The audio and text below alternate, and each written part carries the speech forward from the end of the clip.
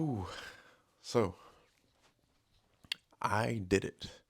I launched my app to target target the attention economy. Never thought I would build something like this, but it's cool because um, it's something that I've been thinking about for the longest time. But the reason I didn't really touch this was because I didn't really know where to start. I didn't really know what value I could provide. And it's like when you launch an app, the goal is to understand your competitors, understand the value that you're providing. What are people doing in it? Is it solving a problem? That's if you're building something that people are going to use, if there's a business use case to it. What does that even mean? So I been working my butt off to try and launch something of value. And I think I'm there. I really think I'm there with Wildbox. But there's a few things that is hard, especially when it comes to launching something.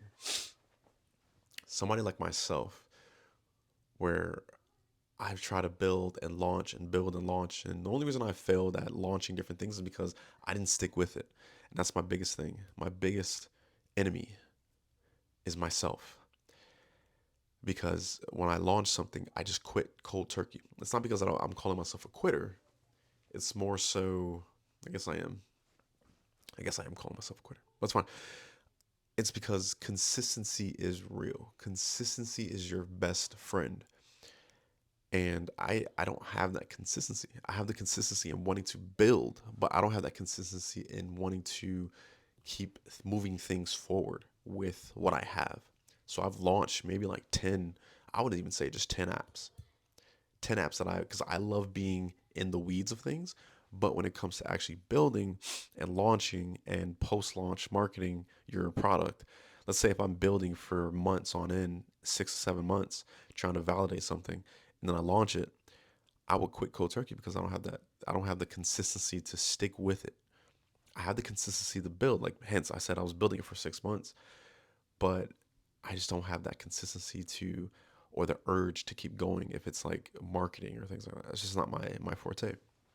So I like building in the weeds of things, but when it comes to post launch, I freaking hate it, and that's where I lack. So I feel like Wildbox is that thing to put me in a space where it's something that I'm passionate with. It brings in my previous field that I was in, and it's something that I can work on moving forward.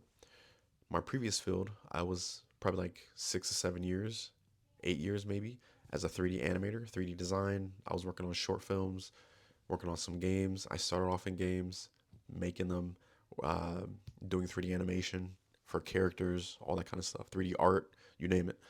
And then for the past 6 years, I've been a product designer, so working in apps and working for some really big tech companies like AT&T, ADT Security, um, LTK, most recently Universal Studios.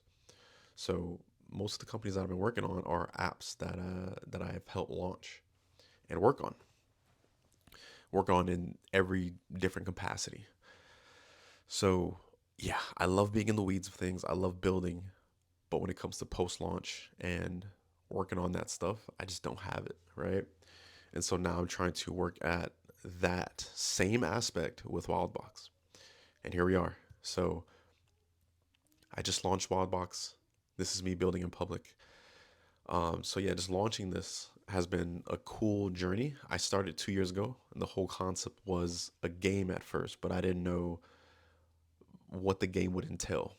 And that was the hard part. So it's like, oh yeah, like I have this game where you can control animals, but that's it. I didn't really think on too much about the gamification side of things, which I know how to do, but it's like with this kind of concept, there's more to it. So I built the concept, designed the interface, the UI, UX, the experience across it, the entire app essentially. I designed it, and then I cut it off from right there. And this is 3 years ago actually. Yeah, now I'm thinking about it. This is before I left Atlanta, and now I'm in Houston. So I built this app or designed it. I didn't build it. It's more so like a concept. Designed it, and then I just kind of stopped it right there. And then now I picked it back up. And everything else that I built, and obviously this 3 years in, I built and launched and stopped like over 10 apps. One app I actually launched and I was sticking with it for the past year or two, but I had to pivot because I lost traction with my engineering team. I designed the app myself, but then I hired an engineering team to build the code and essentially launch the app for me. Um, but that's a story for another day. So subscribe for more if you want to hear about that story. But it was a great app. It was a language learning app and something new and something different than what most apps are doing in the language learning space. So all I gotta say is the biggest thing is consistency. So I think Wildbox is that thing because it combines my love of product design. It also provides my love of being in the design space and even 3D animation. So all that stuff combined, and it's into something that I love doing. So now it's just sticking with the post-launch marketing phase, and that's what you have to do, especially when it comes to building your own app. It's post-launch. A lot of that is reaching out to people, doing videos like this, doing videos on TikTok, Instagram, social media marketing, UGC, user generated content. That's for UGC is short. Um, it's just a matter of being consistent, and that's the biggest win right there. So if you're ever out there launching an app, and it's a lot easier to launch an app nowadays, especially with AI. If you are launching an app, make sure that you are solving a business use case. Make sure that you're passionate with it. Don't just launch something because it's gonna be like me. You're gonna just jump off because you don't see traction or you're just not passionate with it. So build something that you're passionate with and something that is going to make a difference in society. I think that's the biggest key there.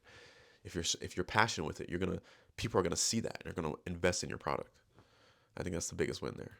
So, yeah, make sure to thumbs up this video, like and subscribe. Thumbs up, like and subscribe. Thumbs up and like is the same thing. Subscribe to this video so that you're gonna get more of this building in public and my thoughts on AI, especially as a ex lead laid off product designer. Um, yeah, my name is Sharif. Talk to you guys soon.